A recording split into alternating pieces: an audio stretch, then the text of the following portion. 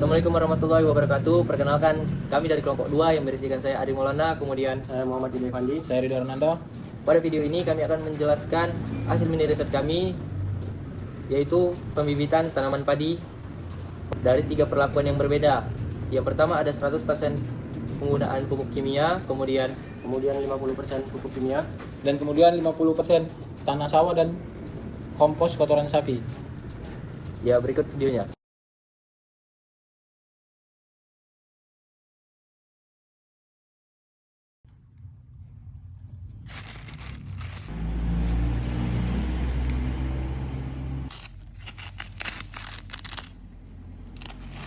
tadi itu kita akan mengaplikasikan pupuk yang dalam ember. Ini untuk pupuk yang perlakuan 100%.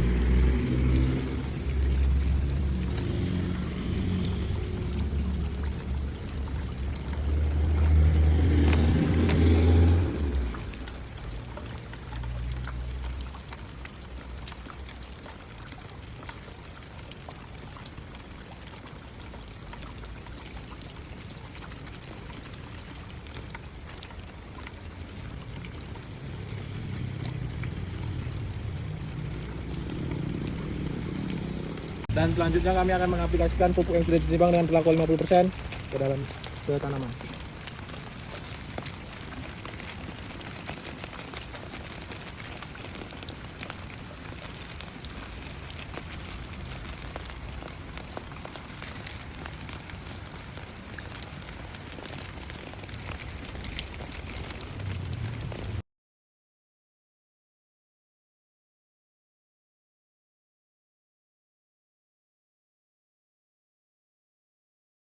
Pada fase vegetatif ini, kami mengukur tinggi tanaman dan juga jumlah anakan. Dari 3 perlakuan dapat diperoleh kesimpulan bahwa perlakuan 50% pupuk kompos kotoran sapi dan juga 50% tanah sawah adalah perlakuan yang terbaik. Akan dijelaskan oleh Ridho Arnanda. Untuk perlakuan terbaik sendiri yaitu 50% pupuk kompos kotoran sapi dan 50% tanah sawah yang tinggi tanamannya di masa vegetatif yaitu mencapai 57 cm dan jumlah anakannya mencapai 13 anakan. Itu adalah perlakuan terbaik. Kemudian untuk perlakuan 100% akan dibacakan oleh MUD Effendi. Kemudian untuk 100% pupuk kimia dengan tinggi tanaman 46 cm dengan jumlah anakan 11 anakan.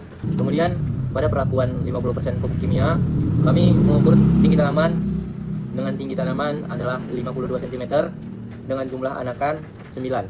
Kita membahas mana yang terbaik dari 3 perlakuan yang berbeda itu. Kita harus membahas dulu apa yang diperlukan oleh tanaman padi ini. Silakan MUD Effendi untuk dijelaskan. Nah, pada fase vegetatif, tanaman padi membutuhkan beberapa faktor penting untuk tumbuh dan berkembang dengan baik. Berikut adalah beberapa kebutuhan utama, seperti faktor lingkungan, suhunya 25-35 derajat Celcius, untuk kelembapannya 60-80%, cahayanya 12 jam per hari, untuk air 5-7 mm per hari, tanahnya pH tanah 5,5-7, teksturiat atau lempung. Untuk nutrisi, nitrogen 100-150 kg per hektar. Selanjutnya fosfor 30-50 kg per hektar, kalium 50-100 kg per hektar, sulfur 10-20 kg per hektar, mikronutrien B, C, U, F, E, M, N, J, N. Untuk pengelolaan, pengairan yang cukup, pemupukan yang tepat, pengendalian hama dan penyakit, pemangkasan dan perawatan, penggunaan herbisida untuk mengendalikan gulma.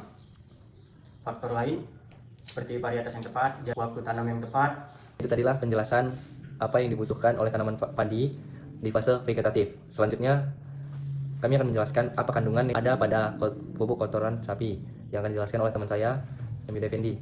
Nah, untuk kandungan utama itu nitrogen 1-2%, sumber pupuk alami. Selanjutnya fosfor 0,5-1,5%, itu penting untuk pertumbuhan tanaman. Kalium 1-3% untuk membantu pertumbuhan dan perkembangan tanaman. Karbon 30-40%, itu sumber energi bagi mikroorganisme. Selanjutnya air H2O 70-80%. Selanjutnya kandungan sekunder, kalsium 0,5-1%, magnesium 0,2-0,5%, sulfur 0,1-0,3%, besi 0,01-0,5%, 0,1%, zat organik 30-50% membantu meningkatkan kesuburan tanah. Mikroorganisme, bakteri, Nitrobacter, Pseudomonas rhizobium, 2 jamur, Aspergillus penicillium, protozoa, amoeba, paramecium. Selanjutnya untuk manfaat pupuk alami untuk tanaman, meningkatkan kesuburan tanah, membantu mengurangi penggunaan pupuk kimia, mengurangi limbah peternakan, membantu mengembangkan mikroorganisme tanah. Kalau untuk kandungan tanah sawah itu memiliki kandungan yang beragam, tergantung pada jenis tanah, lokasi, dan pengelolaan. Untuk berikutnya adalah ini kandungan umum tanah sawah. Kandungan utama, dia air 20-40%, bahan organiknya 2-5%, nitrogen 0,1-0,5%, fosfor 0,01-0,1%, untuk kalium 0,1-1%, sulfur 0,01-0,1%, kalsium 0,5-2%, magnesium 0,2-1%. Dan untuk kandungan sekundernya ya aluminium 0,1-1%, besi 0,1-1%, mangan 0,01-0,1%, tembaga 0,001-0,01%, seng 0,001-0,01%, boron 0,001-0,01%. Sifat fisiknya, tekstur, liat, lempung atau pasir, pH 5,5-7,0, kepadatannya 0P1,0-1,5 gram per cm, porositas 40-60%. Ya, itu tadilah penjelasan dari kandungan yang terdapat dalam pupuk kompos kotoran sapi juga tanah sawah. Selanjutnya kita harus mengetahui juga apa yang kandungan yang terdapat dalam pupuk urea, yaitu akan dijelaskan oleh Ridwan Nanda. Kandungan dari pupuk urea itu sendiri adalah yang pertama nitrogen 46-46,5%, yang kedua adalah karbon 20-20,5%, yang ketiga adalah oksigen 31-31,5%, yang keempat hidrogen 6-6,5%, dan untuk kandungan sekundernya yaitu fosfor 0-1%, dan kalium 0-1%, sulfur 0-0,5%, kalsium 0-0,5%, dan magnesium 0-0,5%. Manfaatnya sendiri yaitu meningkatkan produksi tanam, meningkatkan pertumbuhan tanam, membantu pembentukan protein, meningkatkan kualitas buah dan sayuran, membantu mengurangi stres pada tanaman. Nah, itu adalah kandungan dari pupuk urea sendiri. Oke, baik. Itu tadilah kandungan yang pada pupuk urea. Kalau kandungan pupuk SP36 ini bisa dijelaskan, Rido? Nah, untuk kandungan SP36 sendiri adalah kandungan utamanya mengandung fosfor, ya fosfor 36%, sulfur 8-10%, dan untuk kandungan sekundernya dia mengandung nitrogen 0-1%, kalium 0-1%, kalsium 0-1%, dan magnesiumnya sendiri 0-0,5%.